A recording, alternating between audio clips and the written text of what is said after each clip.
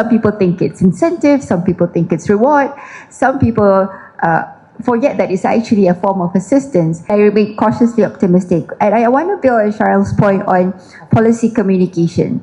This is like third crisis in a decade. And we're still having a discussion on who deserves subsidies. There's still a big misunderstanding on what are subsidies for. Some people think it's incentive, some people think it's reward, some people forget that it's actually a form of assistance. And it surprises me because these are the same conversations that we had a few crises ago, and yet we have not moved the needle so much in terms of the public understanding and acceptance of the policies. So I think not just talking about subsidies per se, but I think there needs to be an improvement in the way policies are communicated.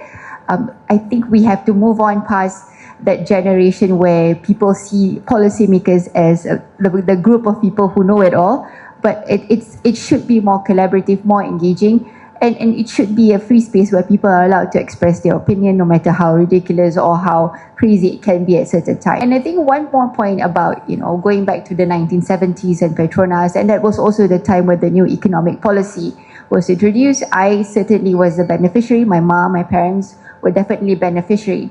And I think one lesson, if you want to continue and build resilience going forward, is you always need to go back and revisit those policies. I think that's one of the oversight that we did. So we let certain policies that had a major impact on the society, take for example NEP, and we sort of let it move from one year to the next without having a real conscious intention of saying, all right, this has worked, let's see if it should continue, what has not worked, and how should we go about from here going forward. That should be, I think, a principle if we really want to think about the next leapfrog, the next Petronas or whatever big policy that has to be built in.